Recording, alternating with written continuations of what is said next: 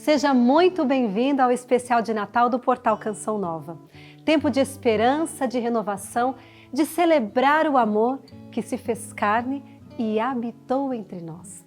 Nesta noite, vamos mergulhar em histórias de fé, de superação e de alegria pela vida que surge. Teremos a reflexão do Padre Sidney Dias e testemunhos emocionantes que nos preparam o coração para a chegada do menino Jesus. Fique conosco, pois o nosso primeiro momento começa agora, com uma reflexão sobre a figura de São José, profundamente discreta, mas essencial na salvação do mundo. É Natal e o nosso olhar se volta à singeleza da casa de Nazaré. O nosso olhar se volta aos detalhes, à simplicidade. O nosso olhar se volta a Jesus, Maria e José. O menino Jesus nasceu e ali também existem personagens importantíssimos para a história da salvação. Eu queria convidar a você, no primeiro instante, a voltar o seu olhar para a figura de José. O Natal exige também o silêncio de um homem justo. O silêncio de alguém que foi encontrado por Deus, foi escolhido por Deus, foi preparado por Deus para uma grande missão. Olhar para a simplicidade de José, olhar para o silêncio de José, é olhar para um homem que volta-se para Deus de todo o coração.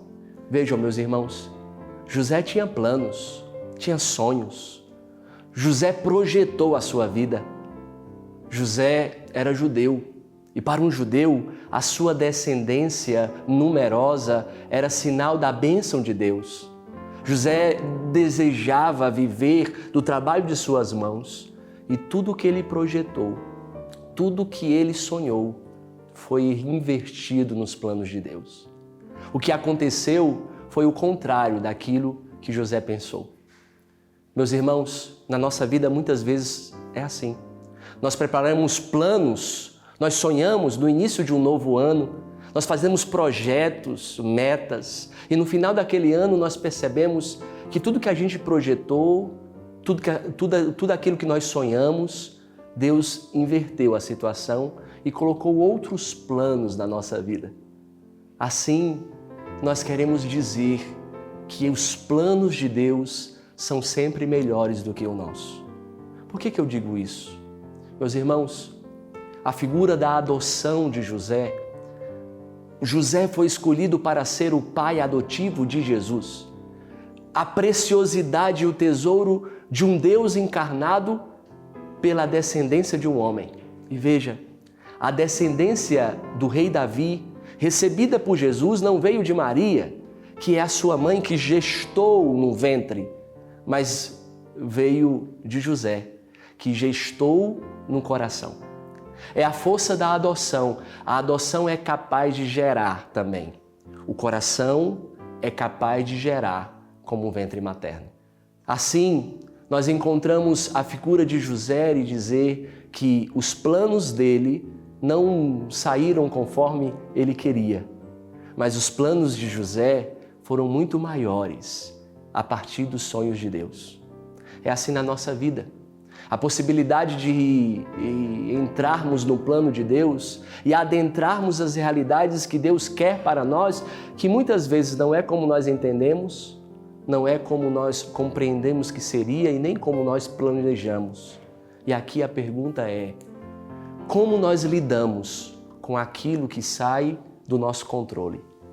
Como nós lidamos com aquilo que vai além daquilo que nós projetamos, sonhamos? E que beleza que a casa de Nazaré também nos ensina que a nossa família muitas vezes não sai conforme nós queremos. A educação dos filhos, por exemplo, nem sempre 2 mais 2 é 4. Às vezes, dá uma quantidade que eu e você não queria. Mas aqui está a verdade de uma vida mergulhada em Deus. A adoção é uma possibilidade que Deus nos dá de abrir o nosso coração à novidade do céu que vem por meio dos planos dele, do jeito dele, do jeito que ele quer e não do nosso. Que esse Natal Deus encontre no nosso coração a dedicação de servi-lo, de amá-lo, de agradá-lo, mesmo que dentro de nós o projeto não foi conforme nós estávamos combinando. Que neste Natal, Deus nos ensine a aprender a lidar quando as coisas não acontecem do nosso jeito e saber que o plano de Deus, os sonhos de Deus, são muito maior do que os nossos. Assim, nós sabemos que o que Deus quer é sempre bom, perfeito e agradável. Que reflexão tão profunda e necessária do Padre Sidney sobre São José, esse grande homem do silêncio, da humildade, da coragem e do amor que envolve. O sim de São José ecoa através dos séculos e nos ensina que a paternidade e a maternidade estão firmados no coração, na autoridade e na fidelidade. Na antiga tradição judaica, o pai, o homem, conferia o nome ao filho. Tanto é que o anjo apareceu em sonho a São José e disse: não temas, José, receber Maria por tua esposa, porque o que nela é gerado vem do Espírito. Ela dará a luz e tu darás o nome. São José foi o pai do Salvador do mundo. E é diante desta figura tão grandiosa e tão humilde, tão amorosa, tão acolhedora, do pai adotivo de Jesus, que eu tenho a imensa satisfação de conversar agora com a Cristiane e com o Silvestre, a família Zuasquita. Bem-vindos, meus irmãos, que bom tê-los aqui. E olha, que presente a gente conversar sobre o grandioso São José, o pai adotivo de Jesus e patrono universal da Igreja. E vocês também têm uma história muito linda de autoridade, de fidelidade, de coragem na paternidade e na maternidade de vocês. Bem-vindos. Obrigada. Muito bom estarmos aqui juntos contigo nesse momento, nessa partilha. Queridos irmãos, nós moramos solteiras. Moramos juntas. E agora podemos partilhar a vida da maternidade, Cris. Com certeza, casados. É uma graça. É um presente de Deus. E como é que a adoção entrou na vida de vocês? Quer falar? Bom, nós nos casamos, logo no início nós tivemos uma gestação que não evoluiu, né? E nós não sabíamos muito o motivo e fomos atrás depois de um ano para ver certo o que tinha acontecido, até chegar no momento, após muitos exames, cirurgia de desobstrução das trompas, nós chegamos a um ponto onde o médico disse assim: olha, pode até ser possível gerar um filho, mas vai ser muito difícil, porque o meu hormônio antimuleriano era muito baixinho, né?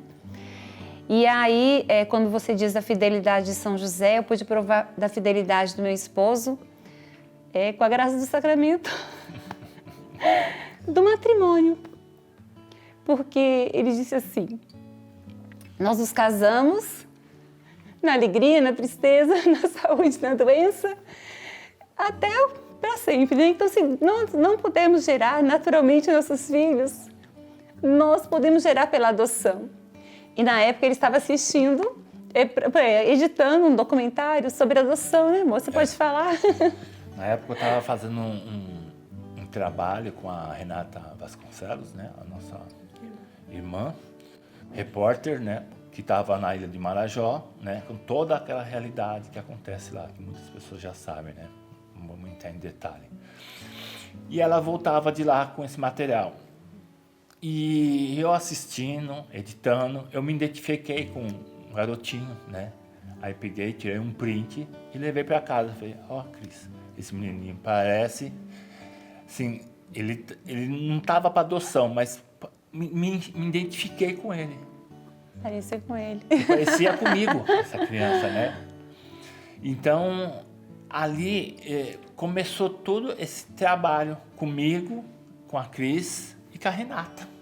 Quem conhece a história dela e do Marabá também sabe, né? Em relação à adoção. E nisso a gente começou a cultivar isso, né? E a Cris não era aberta ainda para a adoção. E eu já trazia isso de casa. Minha mãe falava... Minha mãe perdeu o primeiro filho. Nós somos em 3, eu sou o caçula. E minha mãe sempre falava: eu queria ter adotado mais um. E eu vim carregando isso comigo. até no casamento, onde se realizou, né? Ela não pôde adotar, minha mãe não pôde adotar um filho, mas ela recebeu uma neta adotiva.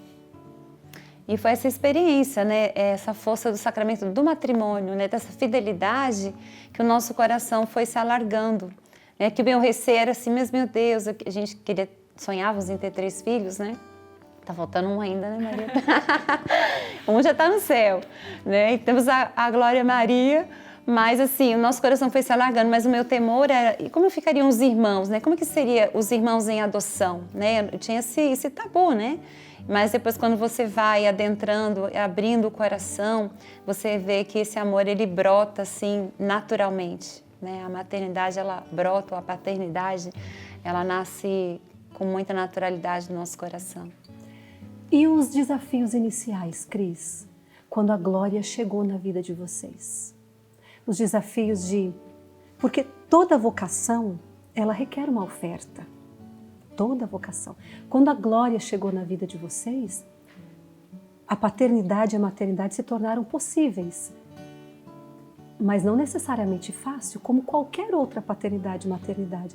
Houve desafios iniciais, Senhor, e agora? Bom, nós estávamos muito longe de casa, né? E em casas de pessoas que hoje são assim, irmãos amicíssimos nossos, né? Queridos demais. Porque nos acolheram na casa deles por 35 dias, sem nunca nos terem visto. Então nós ficamos lá esperando a Glória nascer. Nós tivemos que de uma semana para outra, né, tomar a decisão de ir. Nós já estávamos há 5 anos no Cadastro Nacional para Adoção. Já tinham surgido outras oportunidades, mas não era o filho, né, que Deus tinha para nós. Não era o momento. Que vinha para o nosso coração, que era aquele que Deus tinha para nós, né? E até chegar então a notícia da Glória no final do mês de outubro de 2017, porém ela já estava assim muito perto de nascer. Então nós tivemos uma semana para outra, né, de uma quarta-feira para outra quarta-feira, nós já saímos em viagem ao encontro da nossa filha. Todos os trâmites legais, né? E aí nós chegamos em Porto Velho, de Porto Velho nós fomos para Apuí, no Amazonas, é bem no interior do Amazonas. Lá não tinha nenhuma estrutura de abrigo, então nós tínhamos que chegar para ela nascer, assim, estar com ela assim que ela nascesse, né, para recebê-la. Só que nós chegamos lá, ficou uma semana de espera ainda para ela nascer.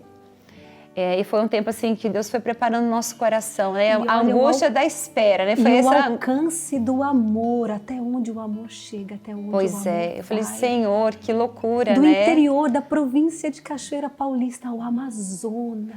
Uma distância muito grande, mas era lá, né, por vários caminhos que Deus nos conduziu mesmo para ir ao encontro da nossa filha. E o desafio foi assim, de nós estarmos distantes, né, da nossa casa. Eu falo assim, eu tinha experiência com crianças, porque eu tive escola, tive escola, berçário, né? Então eu cuidava assim das crianças, mas não pegar um recém-nascido assim sozinha, né, para dar banho, cuidar. Porém, é algo que eu falo assim, é um desafio, mas que brota naturalmente. Foi uma graça assim, extraordinária de Deus, de poder cuidar. Claro, teve dias assim que eu tive que ajoelhar nos pés da cama e chorava. Eu falei assim, Senhor, porque era o processo da cólica, do cuidado, aquela sensação. Como todas nós. Todas as mães. De primeira viagem. Nasceu a Glória, nasceu a mãe, né? Nasceu a mãe, né? E nasceu, então não tem jeito, nasceu aquele momento. A gente não tem um manualzinho de instrução, ninguém. Então, assim, a Angelita, né, que era a dona da casa que nos acolheu, ela me ajudou bastante, porque ela já tinha 2 filhos. Me ajudou bastante, o companheirismo do meu esposo, né, me ajudou bastante, e Nossa Senhora e a inspiração, assim, a graça do dom mesmo da maternidade, de cuidar. Eu falei, Senhor, será que eu estou cuidando bem direito dessa menina, né, aquela preocupação, que médico que eu vou levar, pediatra, ela também não tem 1 mês, nem foi no médico ainda, né, e a gente sabe que tem aquele cuidado todo no começo. Então, esses desafios, né, de cuidar bem, de dar o melhor para ela, o melhor aconchego, o amor, né? E o nome Glória? O nome Glória é bem sugestivo para mim, né? Eu, em 2003, mais ou menos, eu conheci o Santuário do Padre Marcelo. Eu ia às missas, às quinta-feiras, né? E no final da missa sempre tinha adoração, né? E em um belo dia eu, lá rezando, na adoração, tocou a música do Martim Valverde, Glória, né? Aí eu pensei, rezei e falei, se minha filha, um dia eu tiver uma filha, eu vou colocar o nome dela de Glória. Porque essa música sempre mexe muito comigo. E até hoje, né, eu sempre falo pra Glória, ó, essa música aqui, da onde sai o seu nome. E ela fica só prestando atenção, ela não fala nada, ela só presta atenção e ela gosta, né?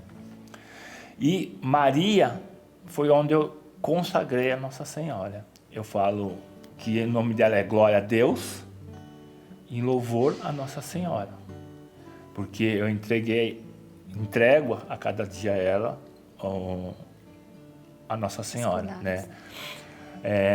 Todo dia antes de dormir a mãe reza e eu conduzo ela ao terço e ao ofício, todos os dias praticamente. Então, assim como na antiga tradição judaica, assim como São José, foi o homem da casa que deu o nome à filha. Que deu o nome, olha. foi mesmo. Isso, ele sempre partilhava essa experiência dele desde o nosso namoro. E quando a psicóloga, né, lá de Apuí, ela perguntou, vocês têm um nome para dar para a criança? Porque eu falei, mas ela não deu nenhum nome, né? A genitora não deu nenhum nome? Ela falou, não. Eu falei, temos um nome, é Glória Maria. Podemos chamá-la por esse nome? Eu falei, sim, podem. E isso foi tão interessante como que a gente percebe a força do nome, porque quando a conselheira tutelar chegou na casa para visita junto com a psicóloga, já foi chamando ela pelo nome, Glória Maria, e ela mexeu no ventre da genitora. E a moça, ela não conversava com a criança, né? Não conversava com a Glória. E ela achou aquilo muito estranho, por que mexeu, né? Mas quando elas chamaram pelo nome, ela mexeu. Então, realmente, assim, é a escolha de Deus. Sim, e veja, no Antigo Testamento, Deus pediu a Adão para dar nome às coisas, no sentido de tomar posse, de ter autoridade sobre as coisas, não é? Por isso que isso vem do masculino, do pai. E a partir do momento em que vocês deram o nome a ela, Glória Maria, ela pertencia a vocês. Ela assumiu. Ela é a filha de vocês. Que riqueza! Lindo. Que riqueza do céu. Uma experiência linda mesmo. E hoje nós temos a Glória Maria alegríssima, espontânea, criativa, sapeca. Demais. Gosta de cantar, gosta de desenhar, gosta de fazer as piadas, os trocadilhos. Meu Deus, Muito. Que vida feliz! Ela é muito alegre mesmo, né? Eu falo assim, nós somos uma família muito comum, onde temos os desafios, né? As brigas, os pegas, né? As correções. Mas também há muito o perdão, a reconciliação, né? Quando um erra, outro erra, né? E a gente teve ali perdão, mamãe exaltou aqui, excedeu aqui, mamãe te perdoou sempre vou te perdoar. E aí a gente vive essa experiência, né? De realmente tocar nessa criança que é feliz, que é alegre, que é comunicativa, expressiva. Criativa, nossa. Você esqueceu de uma qualidade, esportista, judô, natação, skatista, bicicleta uma e patins. Energia. Tem muita energia. Graças a Deus. Era a glória que vocês precisavam. Era a glória na que nós casa de vocês, na vida precisávamos, de vocês. É a criança que faltava para aquele silêncio.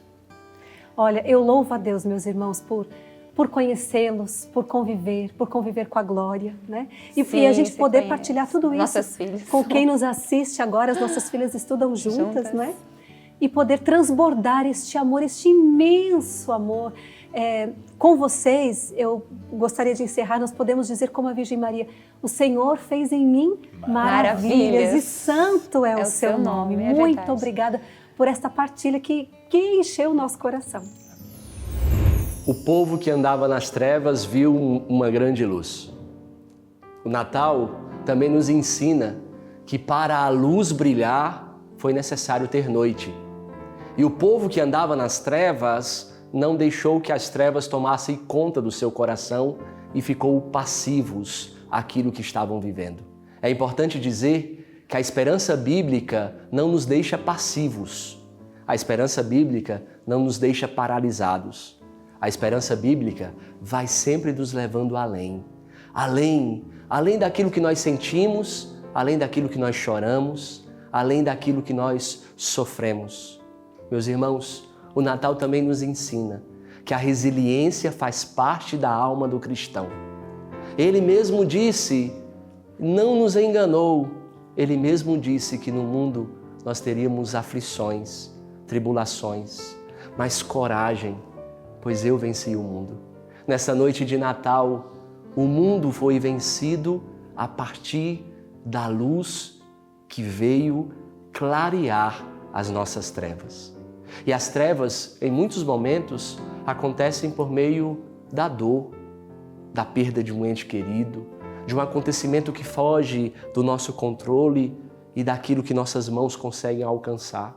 A resiliência é essa capacidade que o cristão tem de fixar os seus olhos não nele mesmo, de fixar os seus olhos naquilo que ele acredita. Por isso, a resiliência é próprio de quem tem a virtude da fé. A fé é a esperança de já possuir aquilo que ainda não se vê, já tomar posse daquilo, de um sentimento que pode ser contrário a tudo aquilo que nós estamos enxergando. Mas a esperança cristã, a esperança bíblica é de uma pessoa. O menino Jesus nasceu para nos trazer vida e vida em abundância. Eu não sei o que você tem passado no decorrer deste ano. Eu não sei das suas dores, das lágrimas que você derramou. Eu não sei se essas lágrimas foram derramadas mesmo sem que ninguém dentro da sua casa veja. Mas eu tenho absoluta certeza que o grito de choro deste menino não é um grito de desespero. O grito de choro deste menino não é um grito de dor, é um grito de alegria, porque ele veio amparar a nossa fraqueza. Ele veio nos sustentar de dentro para fora.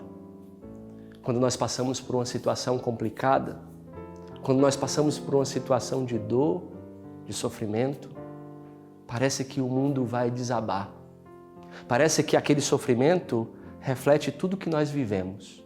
Parece que aquela dor resume toda a minha história. Mas eu preciso dizer para você que a dor que hoje você sente não pode definir quem você é. Que a luta que hoje você tem travado e muitas vezes parece que não tem mais forças.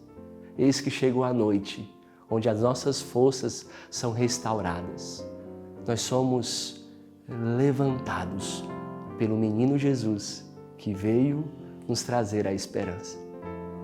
Nós cantamos em tantas igrejas que a noite é uma noite feliz, mas a noite é feliz porque Ele veio nos levantar da dor, nos levantar do sofrimento.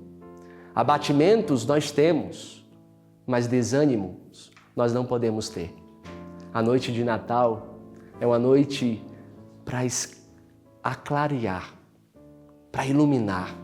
A noite de Natal vem resgatar de dentro de nós uma luz que tem nome, é uma pessoa, é o menino Jesus. Independente daquilo que nós vivemos, meus irmãos, a luz veio para as trevas virarem luz.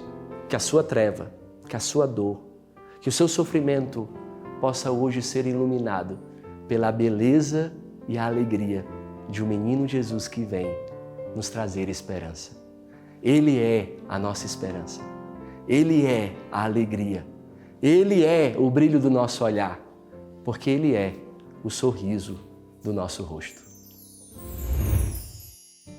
As palavras do Padre Sidney nos recordam que a luz de Cristo parece brilhar ainda mais intensamente em meio à escuridão, nos trazendo consolo e um sentido para a vida.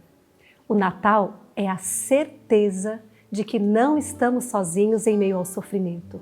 O Emmanuel, Deus está conosco.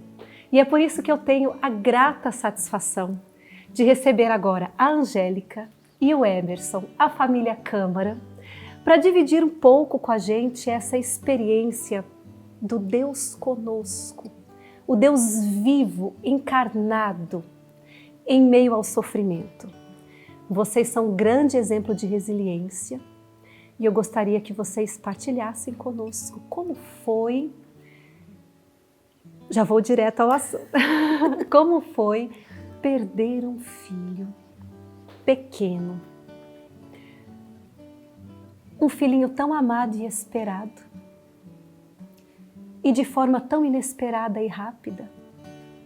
Contem para nós como foi essa experiência do Emanuel, essa resiliência encarnada na vida de vocês.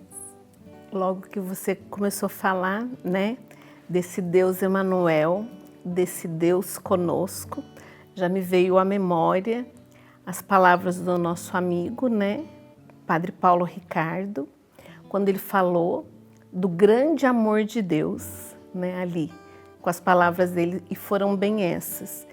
Aqui nessa terra não existe quem ame mais essa criança do que você e o Emerson. Mas você acredita que Deus ama muito mais o Gabriel e tem o melhor para ele?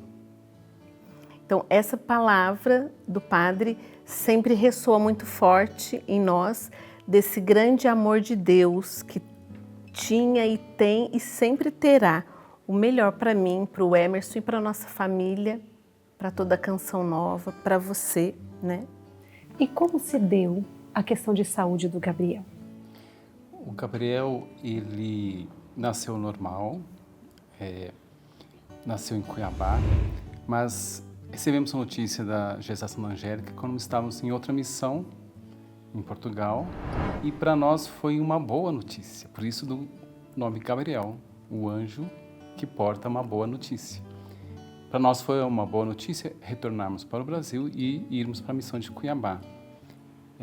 Com 4 anos de vida, a gente sempre levando pediatra normalmente, estava saudável, mas com 4 anos e meio ele veio apresentar leve tontura, perda de equilíbrio, queixa de dor de cabeça, e em 10 dias ele foi piorando e a gente teve que levar no hospital, e só quando ele foi internado no hospital que houve o diagnóstico, que até então a gente não sabia o que estava acontecendo. Até porque Cuiabá é muito quente, né? Nós estávamos na missão de Cuiabá e o primeiro diagnóstico foi de uma virose, né? Depois de uma sinusite. Só que daí depois nós fomos percebendo que, conforme ele falava que estava com a dor de cabeça, ele vomitava. A gente tinha a pediatra dele, que era a doutora Sandra, que acompanhava ele, e como o Emerson falou, né, esses 4 anos, brincava, pulava com o irmão dele, o Pedro José, né, nadava, ia conosco ali para a missão, né, em Cuiabá, no Rincão, lá. Só que daí nesses 10 dias, né, começa esses sintomas, né, do desequilíbrio, da dor de cabeça, dos vômitos. E daí a gente levando ele na doutora Sandra. E daí a tia Marta, que é a irmã do Padre Jonas, falou assim: Angélica, sempre é bom também a gente ter um outro parecer, né?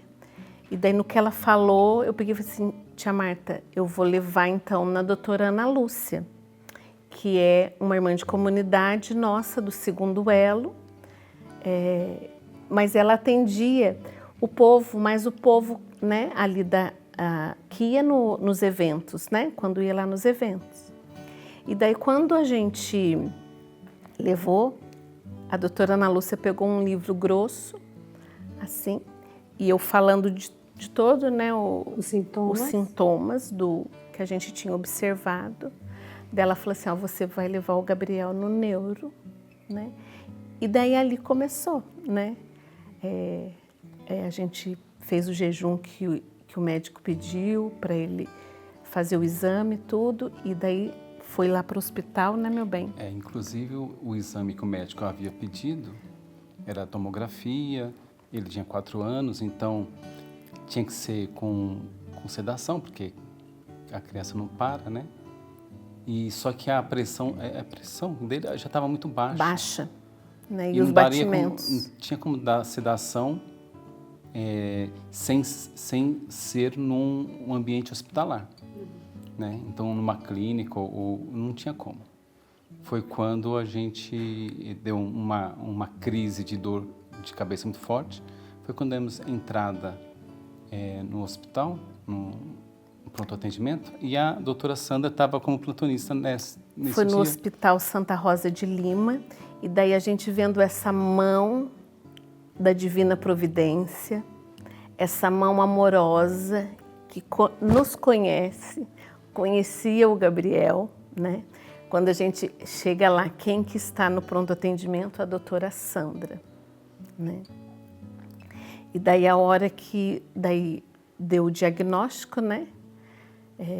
Porque quando o neuro olhou, a pupilinha dele já estava dilatada, e daí no exame deu que ele estava com um tumor no cérebro, já de um tamanho de um limão, e esse tumor estava pressionando, né? E por isso os vômitos, a dor de cabeça, né? E tudo isso em 10 dias. E a doutora Sandra também falando assim, ô mãe, você amou e vai continuar. Agora a senhora fica aqui do ladinho dele e não sai mais. E daí ele teve, depois, as dores estavam muito fortes, eles já estavam dando morfina e ele precisou ir para a UTI neonatal. Neonatal, não, UTI. Não, na UTI, isso, pediátrica. na UTI pediátrica. E lá na UTI, no hospital, também na porta da UTI é aquela Nossa Senhora dos Anjos, que tem aquela criança, que também é a porta do céu, né? Daí a gente entra para lá, eu entro, e ele tendo as dores, né? Colocou ele... E os médicos foram falando da questão das horas, né, meu bem? 72 horas, né? É para reagir, né? Para reagir, para a reação do Gabriel. Só que nesse interior, a intercessão dos irmãos, né? Aqui de Cachoeira, das missões, aqui e fora, do povo de Deus, né? E cada hora chegava, né? Um irmão, São Miguel, né? Eu lembro do Emanuel, dando a imagenzinha de São Miguel, a Eliana Maria com Santa Terezinha, e assim, é como se a gente fosse, né, ali experimentando A bravura dos santos, né? Exato. e a comunhão, né? A gente vivendo ali uma comunhão, foi no momento de sofrimento, mas também a gente experimentando essa comunhão dos santos entre os irmãos, né? E o Gabriel falava, reagia? Então, quando a Angélica, relatando aqui, que quando dilatou a pupila dele, ele estava no colo da Angélica. Então, a Angélica viu o momento que dilatou. Foi quando a Angélica ficou sem chão, né? Porque nós, claro que nós não tínhamos o conhecimento médico do que estava acontecendo. Mas nós já sabíamos que naquele momento havia tido a morte cerebral. Então nós tínhamos a consciência, né? O fato de estarmos na UTI com ele foi um momento de muita intercessão do céu, intercessão dos irmãos da comunidade, de todo o povo de Deus que estava unido conosco em oração.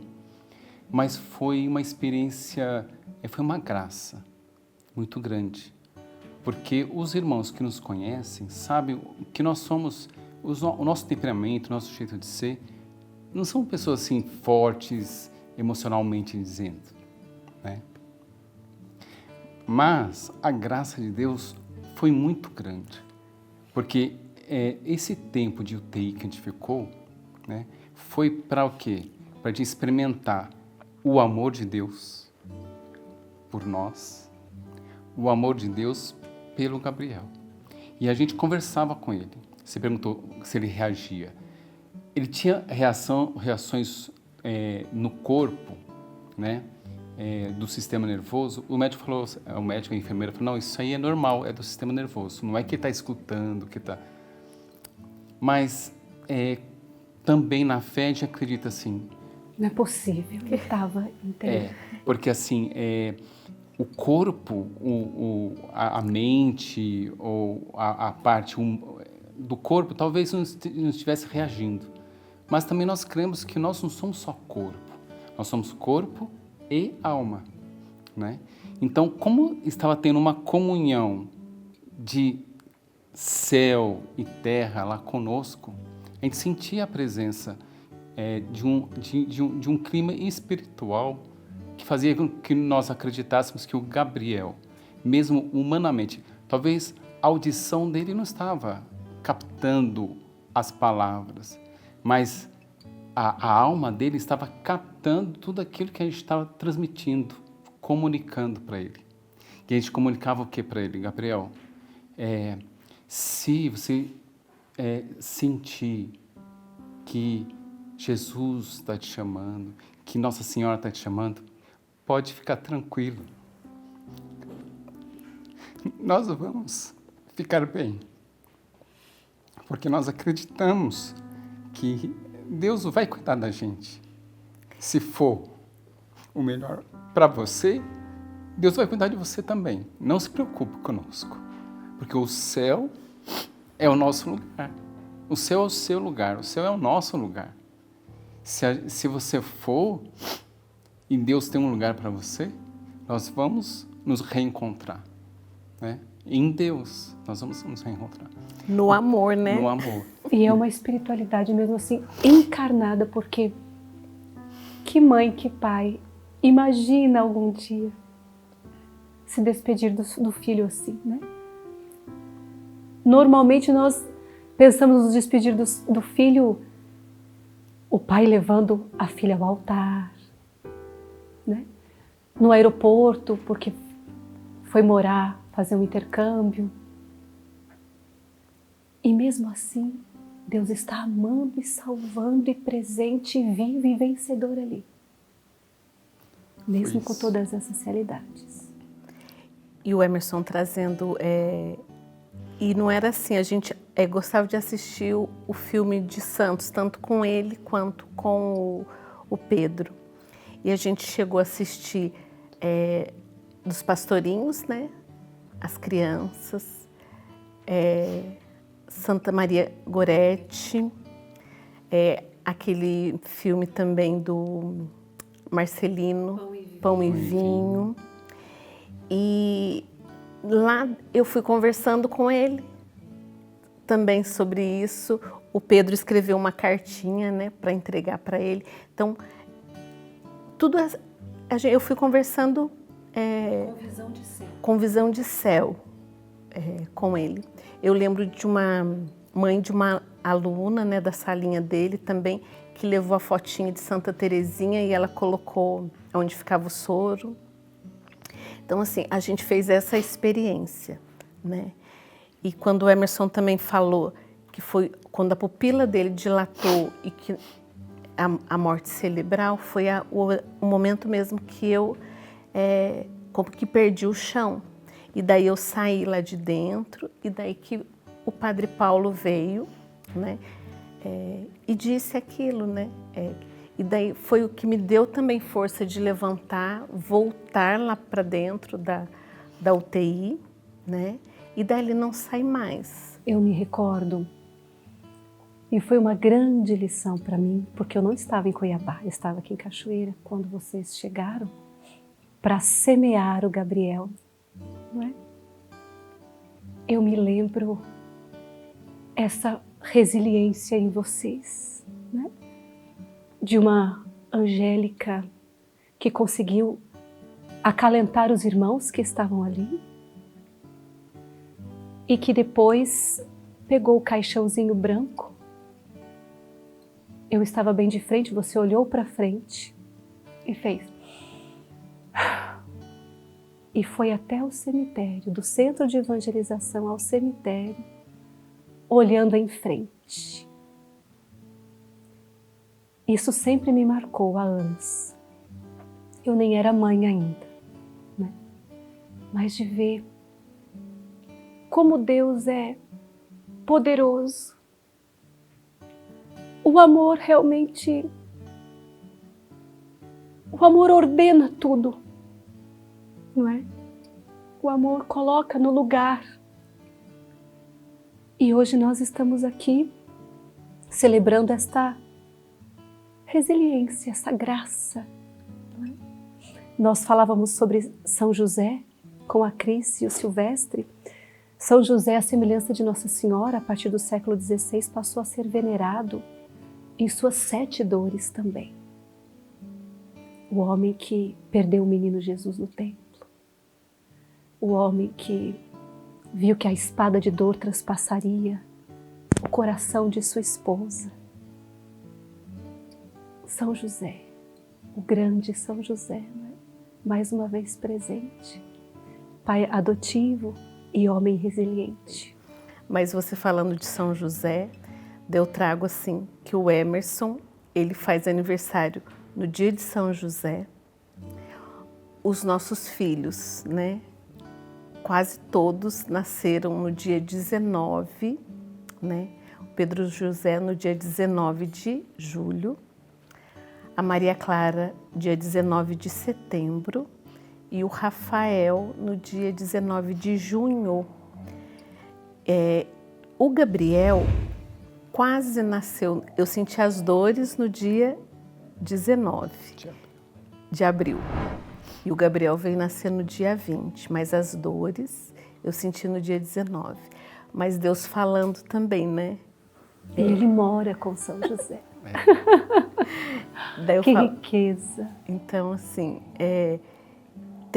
em tudo isso tem nessa mão amorosa dessa divina providência, né, que aconteceu com São José, né, e que conosco também, né. E eu sou muito grata por fazer parte da família Canção Nova com vocês, por ser irmã de vocês e por poder levar a tantos agora que nos acompanham essa experiência, né, de um novo sentido para o amor, né?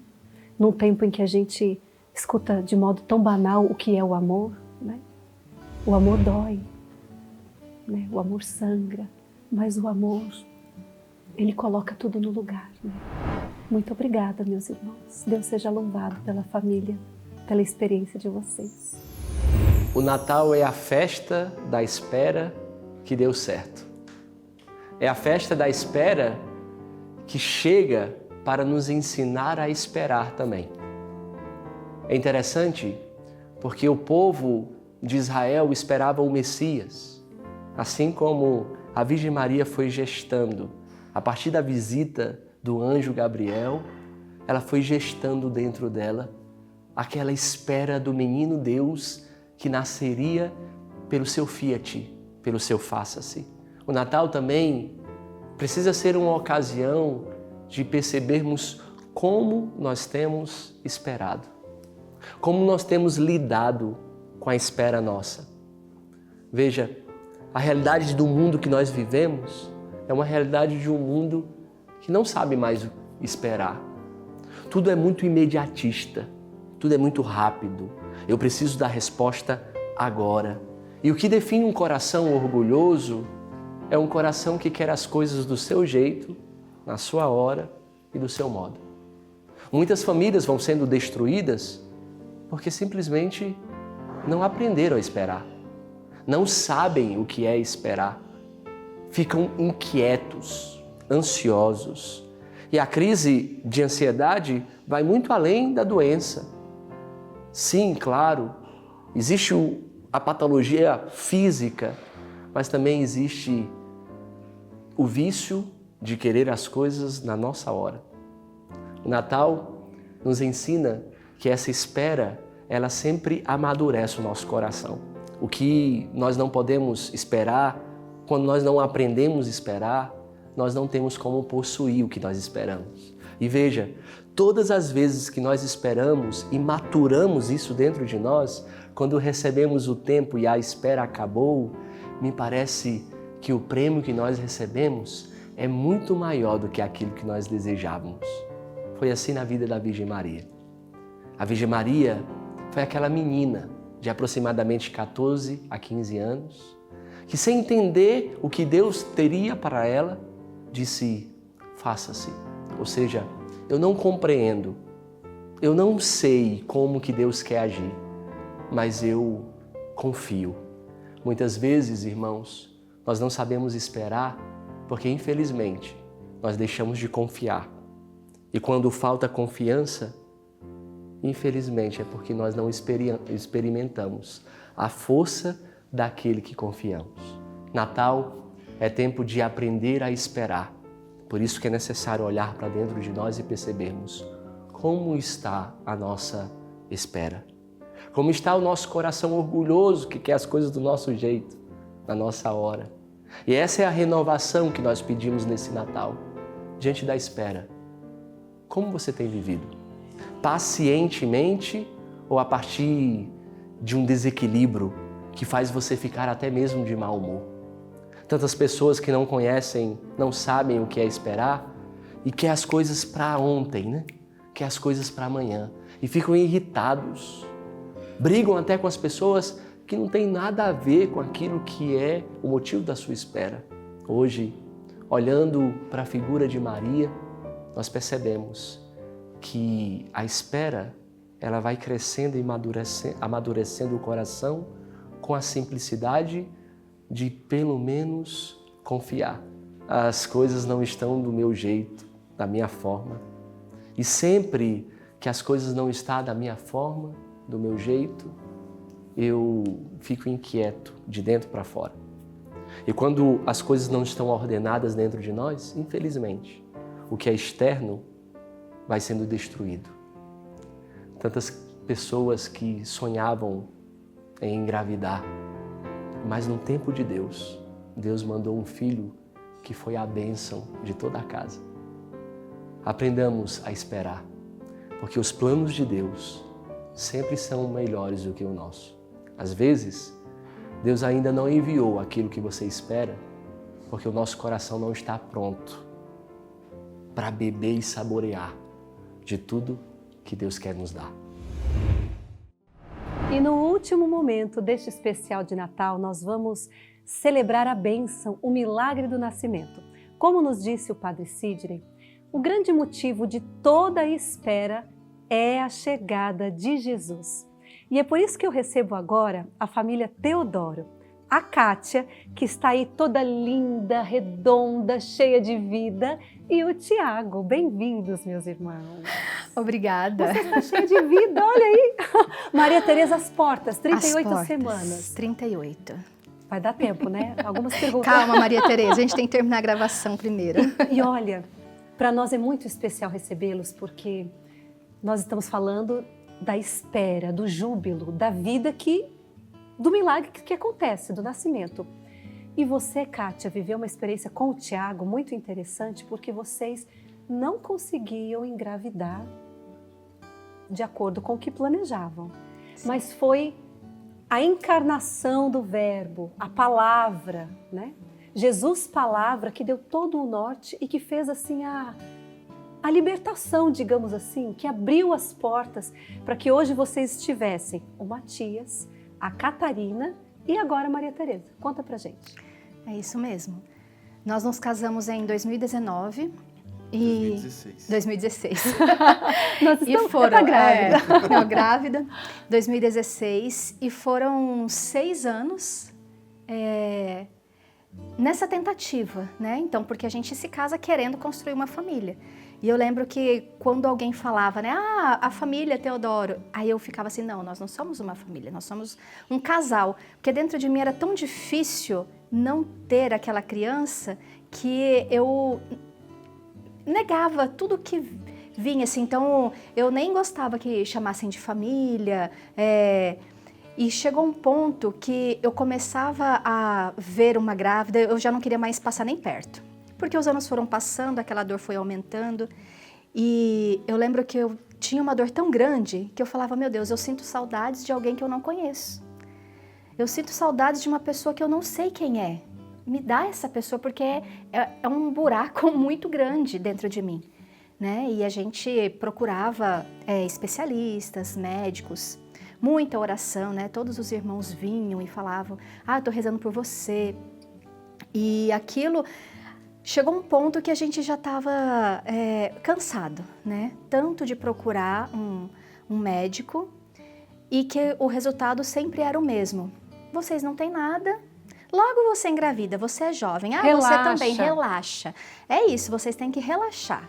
Então, o nosso diagnóstico era uma infertilidade sem causa, né? Uma infertilidade sem causa. Não tinha um problema. E eu até uma vez, a gente foi num médico e eu fui rezando, falei, ai meu Deus, me dá um problema. Porque eu falei, se tem um problema... Quero saber contra o que eu estou lutando, Eu né? sei, então assim, você tem uma dor de cabeça, você toma um remédio e passa aquela dor de cabeça. Então, se eu tenho uma infertilidade, qual é a causa para eu tratar? Não tinha nada, né? Então, ali a gente viu que era a vontade de Deus mesmo. E a gente chegou a um ponto de falar assim, não, vamos dar um tempo, né? Parar de ficar só falando nisso, principalmente eu, que enchia mais a cabeça do Tiago, porque tudo em mim, todas as minhas conversas, tudo que eu pesquisava, que eu lia, era em função disso. E aí foi quando eu dei esse tempo, né? Eu falei, eu não quero mais, eu cansei. E pro Tiago também era difícil, né? Principalmente me ouvir, eu acho. Era uma experiência de escuta ativa, né? Você tinha que ouvir, mas ao mesmo tempo você não podia alimentar nem para a direita nem para a esquerda, porque você pode causar frustração ou muito mais depois uma decepção, uma ansiedade, uma depressão, e assim você saber lidar com a esposa que lida com essa expectativa. E foi quando a gente fez, né, essa pausa, assim, que eu falei, eu não quero mais saber de médicos, e a gente tomava algumas medicações mesmo sem ter nada para potencializar, então assim, a gente estava num buraco ali escuro, porque eu não sabia o que ia acontecer. 6 anos. 6 anos, foram 6 anos. Mas aí eu lembro que, época de janeiro, mais ou menos, eu andando pela chácara, né, quem conhece a Canção Nova, eu nem lembro o que eu ia fazer, eu sei que assim, do nada, eu escutei uma voz que falava assim, fé é acreditar naquilo que não se vê. E eu parei, eu falei, nossa, que estranho, nunca tinha feito uma experiência dessa, né? E aquilo, de novo, brotou no meu coração. Fé é acreditar naquilo que não se vê. E dentro de mim vinha a certeza que aquela palavra era em relação a filho. E já me vinha assim, você vai chegar na sua casa, você vai no quarto que tem na sua casa e você vai profetizar ali. Esse vai ser o quarto do meu filho. E você vai começar a verbalizar, porque eu não fazia isso. Você vai começar a verbalizar. Eu vou ter um filho, eu vou engravidar. Quando eu tiver o meu filho, porque eu não falava, né? Isso era uma dor muito grande. Então eu comecei. Aí nesse dia eu cheguei em casa, eu nem tinha falado nada com o Tiago. Eu fui no quarto e meio, assim, relutante, mas eu falei, não, eu preciso acreditar. Eu preciso acreditar. Aí eu falei, aqui vai ser o quarto do meu filho. E eu comecei a olhar para a parede, eu posso colocar um quadro aqui. Eu comecei a entrar naquele clima ali e eu fiquei, né? Eu falei, não, eu vou engravidar. Aí nisso eu partilhei com o Tiago. E aí você tem que saber lidar com a expectativa, né? De caso viesse, que Deus nos daria, mas também se não viesse. Como lidar isso na interiorização da mulher, né? E eu comecei a falar muito, né, sobre isso. O irmão dele iria casar em maio. E aí ele começava a falar, eu já tô vendo as passagens, tô fechando as passagens. E eu falava pra ele, mas lembra que em maio... E outra coisa, eu tinha certeza que era em maio que eu iria engravidar. Aí foi quando ele falou, não, essa daí agora já pirou de vez, né? Porque eu falar pra ele, é em maio. E aí eu falei, não, em maio eu vou estar grávida. Aí, no começo ele achava engraçado, mas depois ele começou, amor, para, né, que já tá ficando chata. E eu comecei, maio eu vou engravidar, maio eu vou engravidar. Chegou maio, a gente ia pra viagem, antes de ir pra viagem eu fiz um teste, deu negativo. Acho que foi o primeiro teste na minha vida que eu não fiquei triste. porque eu pensei, não, é metade de maio ainda, maio não acabou. Então eu não fiquei triste, fomos para a viagem, né? Foi uma viagem maravilhosa. E aí, quando a gente voltou, eu me esqueci. E olha que era uma coisa fixa, né? Mas eu me esqueci. Aí quando foi em junho, eu fui fazer um curso, eu tinha que ficar uma semana fora. Aí nessa semana era tudo muito intenso, eu nem me preocupei assim. Aí na volta do curso, eu fiquei, nossa gente, era para eu ter menstruado. Deixa eu ver aqui no aplicativo. E eu sempre fui muito certinha, sempre. A hora que eu vi que eu tinha uma semana de atraso, aquilo, eu falei, tem alguma coisa estranha. Mas eu não falei nada para ele, ele foi me buscar e a gente no carro, eu não falei nada. Isso era uma sexta-feira. Aí quando foi no sábado, eu comprei um teste de gravidez. Falei, mas eu não vou fazer hoje, eu vou fazer amanhã, que era dia de São José Maria Escrivá, e eu gosto muito dele. Eu falei, não, pelo menos é o dia de um santo que eu gosto muito e tá tudo certo. Aí quando foi no domingo, 5 horas da manhã eu acordei, né? É claro. 5 horas da manhã eu acordei, fiz o teste e assim, nesses 6 anos, eu nunca tive um aborto. Eu nunca tive um positivo, então eu não sabia direito nem como era. Quando eu vi aquele teste com aquelas 2 listras, bem fortes assim, meu Deus, eu tô grávida. Eu não acredito, eu tô grávida. Aí eu fui, não acordei ele, falei, não, hoje ele pode dormir até mais tarde, eu vou esperar ele acordar. Fiz um bilhetinho, coloquei no banheiro com o teste, né? Falei, oi papai, demorei, mas cheguei, assinado seu filho. Aí, quando ele entrou no banheiro, que ele viu aquele teste, ele já saiu assim, né? Que é isso aqui? É o que eu tô pensando? Eu falei, porque assim, eu sabia tanto quanto ele de um resultado, né? Então, ali eu tive a certeza. Falei, realmente, né? Fé é acreditar naquilo que não se vê. É você trazer à existência aquilo que não existe. Não existia nem possibilidades, muito menos uma vida, né? Então, foi isso que Deus fez. Fé. Tiago, tremeu aí na hora? Sim. Claro, né? Porque será que eu quero tanto, mas ai, né? Essa expectativa, né? Vai dar, é isso mesmo, não é? Meu Deus, e não é que era? E agora? E o seu coração? Tremi. Foi lidar também com, mais uma vez, o homem, querendo ou não, ele é um pouco mais racional que a mulher, né? Então, eu já fui meio que calculando, olha, eu preciso ser a razão nesse momento, porque pode ser também que não seja. Por mais que nós estivéssemos esperando muito, desejando muito, mas se fosse um falso positivo, como é que seria também essa frustração no interior da Kátia?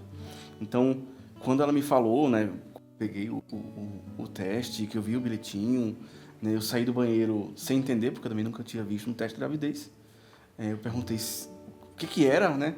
Ela, positivo, eu estou grávida. Aí eu falei, tá bom, mas vamos fazer outro teste. Vamos fazer um outro teste. Então, nós ficamos muito felizes e nós esperamos o dia seguinte para fazermos o teste de sangue. Porque o teste de sangue, ele é 99%, né, preciso no resultado. Então, nós fomos, a Kátia fez o teste de sangue no posto médico e quando ela pegou o resultado, ela me entregou. Eu não queria nem ver.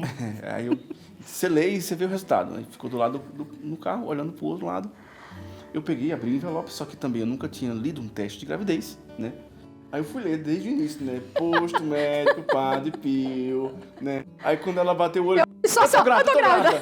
Porque ela já viu o reagente. Eu nem sabia nem que o reagente era o positivo, né? Eu tava procurando o positivo. Então, a partir dali, né, foi que, de fato, com algo concreto, nós iríamos ter um filho. Então, a partir dali, nós fomos construindo também o nosso lar com o relacionamento familiar. Então, a expectativa do quarto que ela sonhou, ali nós começamos a transformá-lo. Então, saiu do sonho para a realidade. Por causa de assumir uma palavra, né? Uma intuição que se apresentou a você. Foi. E quando eu fui procurar uma médica, né, para fazer meu pré-natal, E eu não sabia. Aí ela falou assim, quando foi a sua última menstruação? Aí eu falei, foi em maio. Ela, então a gente começa a contar a sua gestação a partir de maio. Então ali para mim foi aquela certeza mesmo, Deus falou no meu coração, né? E eu acreditei, eu confiei naquilo. Então naquele momento eu penso assim, como é algo de Deus, porque se fosse outra pessoa, né? Porque muitas pessoas rezam e trazem palavras e são ungidas por Deus, mas naquele momento Deus falou comigo, então eu tinha aquela certeza, era maior do que os meus medos, do que a minha frustração, do que medo de me decepcionar. Então, assim, naquele momento eu me agarrei àquilo, porque as pessoas falavam, ah, não, Deus falou para mim que você vai engravidar. Mas é diferente, naquele momento Deus havia me dito, né? Então, para mim, assim, foi uma experiência muito forte. É uma experiência que eu trago, nunca mais eu tive uma experiência daquela. Mas para mim foi assim, onde Deus me deu a vida. Deus me deu a vida. E nós... agora já temos, né? Vocês já têm na família o Matias, a Catarina e a Maria Tereza. Certamente vocês preparam o quarto, as roupinhas, mas que preparação interior? Qual é a diferença? Apesar de vocês já estarem, eu digo apesar, porque no terceiro filho, olha, não é? Mas existe ainda um zelo, uma preparação, não é? Como é que vocês... Não é algo muito distante também não, né? Porque nós estamos em 2025. Né? Mas isso aconteceu em 2023, então há 3 anos. Né? E foi bem assim, né, Matias, 2023, aí logo em seguida eu engravidei da Catarina, que eu não imaginaria, eu não imaginava que eu ia ter outro filho assim. Catarina nasceu em 2024 e Catarina com 6 meses eu descubro uma nova gravidez, 25. Né? Vai nascer agora em 2025, então é um ano atrás do outro. É claro que existe o preparo no espaço, né? Existe o preparo na casa, de dizer já para o Matias e para a Catarina, olha, está chegando a Maria Tereza, porque a gente sabe também que a chegada de uma nova vida mexe com as outras vidas, né? Então, e mexe bastante, né? Emocional, psicológico, no espaço, no tempo, né? Então, tudo isso é interferido, mas é uma boa interferência, né? E também não nos esquecendo de que existe também uma preparação espiritual. Existe uma preparação de que é um presente advindo de Deus, né? Eu me recordo, principalmente nesse tempo de Natal, né? Quando eu li o livro do Papa Bento XVI, A Infância de Cristo, tem uma parte que me marcou, né? Fala que ele vai narrando o encontro dos 3 reis magos com o menino Deus. E ele vai falando que aqueles 3 reis magos, eles tinham como norte a estrela.